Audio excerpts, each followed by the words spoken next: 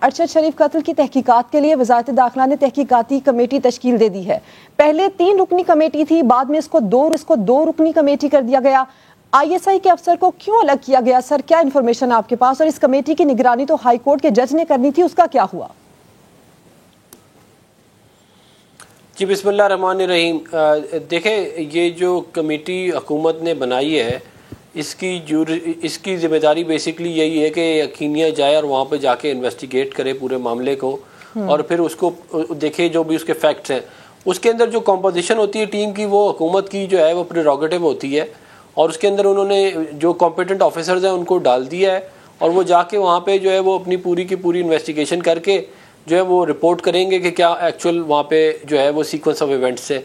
اور جہاں تک جوڈیشل کمیشن کی بات ہے، وہ اس کے اوپر پرائم منسٹر صاحب نے اعلان کر دیا ہے، اور وہ ایک سیپریٹ، میرا خیال ہے یہ تو ایک انویسٹیگیشن ٹیم ہوگی.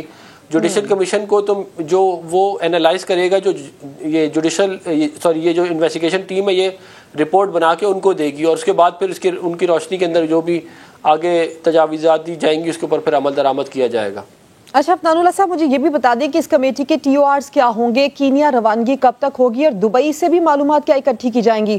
اور رانا ثناء اللہ صاحب گولڈ سمگلنگ کے حوالے سے بھی تحقیقات کی بات کر رہے ہیں، سر یہ کیا معاملہ ہے؟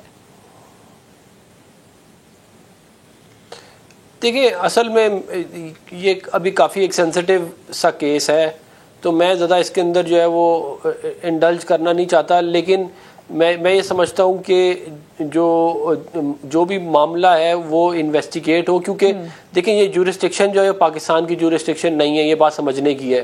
کینیا پولیس نے فائرنگ کر کے ایک پاکستانی جرنلسٹ کا قتل کیا ہے، اس کی کیا وجوہات تھیں، وہ کیا ہوا، وہ کس نے گولیاں چلائیں، وہ کیا سارے کے سارے وہ یہ انویسٹیگیشن ٹیم جا کے وہاں پہ دیکھے گی. جو دبئی میں معاملات تھے ان کو بھی دیکھا جائے گا، اور اس کے بعد جو ہے وہ ایک رپورٹ تشکیل دی جائے گی جو کہ پریزنٹ کر دی جائے گی جوڈیشل کمیشن کو اور وفاقی حکومت کو، اور اس کے بعد پھر آگے کوئی معاملہ کلیئر ہو سکتا ہے. ابھی اس کے اندر میں کوئی بھی بات کروں گا تو وہ ظاہر ہے اس وقت ظاہر ہے ایموشنز آر ہائی، تو وہ جو ہے وہ کاؤنٹر پروڈکٹیو نہ ہو، اس لیے اس کو میرا خیال ہے ادھر ہی رکھنا چاہیے. جو انویسٹیگیٹو ٹیم ہوگی وہ رپورٹ جب کرے گی تو پھر اس کے بعد مزید بات کی جا سکتی ہے. مرتضیٰ سولنگی صاحب، اس بارے میں آپ کیا رائے رکھتے ہیں؟ آپ کیا سوچتے ہیں کہ یہ جو کمیٹی حکومت کی جانب سے بنائی گئی ہے، جس کا اعلان کیا گیا ہے، اس کا دائرہ کار انویسٹیگیشن کا اتنا وسیع ہوگا جس پیمانے پر اس کی انویسٹیگیشن کی ضرورت ہے؟ میرے خیال میں اس وقت یہ جو تفتیشی ٹیم ہے وہ ابتدائی تحقیقات کرنے کے لیے جا رہی ہے یا چلی گئی ہے. اس وقت کینیا کے جو حکام ہیں جس حد تک ان کو اجازت دیں گے اس طرح سے وہ معلومات اکٹھی کریں گے. ہو سکتا ہے یہ کرائم سین پہ بھی جائیں، اور ہو سکتا ہے وہ ان 2 افراد جو بظاہر پاکستانی لگتے ہیں جنہوں نے ایک طرح سے سہولت کاری کی یا مدد کی ارشد شریف کی، ان سے کوئی پوچھ گچھ کریں. میری جو معلومات ہے اس کے مطابق تو وہ کینیا کی جو حکام ہیں ان کے پاس ہیں یہ 2 افراد.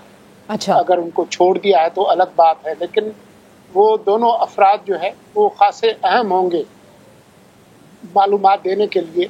تو یہ جو پاکستانی کمیٹی جائے گی انویسٹیگیشن کے لیے، کیا ان کے پاس یہ اختیار ہوگا کہ یہ بھی ان سے بات چیت کر سکیں، یہ بھی ان سے انویسٹیگیٹ کر سکیں؟ ان کی خواہش تو ضرور ہوگی، ظاہر ہے وہ اسی کام کے لیے جا رہے ہیں. اب مجھے نہیں معلوم کہ کینیا کے جو حکام ہیں ان کو کس حد تک اجازت دیں گے، لیکن کیونکہ اس پہ کافی بین الاقوامی دباؤ بھی ہے، اقوام متحدہ کے جو متعلقہ لوگ ہیں انہوں نے بھی اس پہ بیان دیا ہے، امریکہ کے جو وزارت خارجہ کے جو لوگ ہیں وہ بھی اس پہ بات کر چکے ہیں، پاکستان میں بھی صحافیوں کا خاصا دباؤ ہے. تو مجھے نہیں لگتا کہ جو کینیا کے حکام ہیں وہ تعاون میں کوئی بہت بڑی رکاوٹیں ڈالیں. لیکن کینیا پولیس کی جانب سے ابتدائی بیان میں بڑا ڈرامائی سی تبدیلی آئی ہے. پولیس کا یہ کہنا ہے کہ ارشد شریف کی کار سے بھی فائرنگ ہوئی جس سے ایک پولیس اہلکار زخمی بھی ہوا. کیا آپ کو نہیں لگتا کہ حکومتی تحقیقات کے ساتھ جرنلسٹ باڈیز کو بھی عالمی سطح پر رابطہ کر کے ایک کمیٹی تشکیل دینی چاہیے جو اس معاملے کی تہہ تک پہنچ سکے؟ دیکھیں، صحافی اپنے طور پر تو کوئی تفتیش دوسرے ملک کے اندر کر نہیں سکتے، وہ زیادہ سے زیادہ دباؤ ڈال سکتے ہیں، اور وہ دباؤ ڈال رہے ہیں. آپ نے دیکھا ہے کہ جتنی بھی रिपोर्टर्स विदाउट बॉर्डर्स है, कमेटी टू प्रोटेक्ट जर्नलिस्ट और दूसरी जो इंसानी हुकूक की तंजीमें हैं वो इस पर काफ़ी आवाज़ बुलंद कर रही हैं और मेरे ख्याल में उसका असर होगा।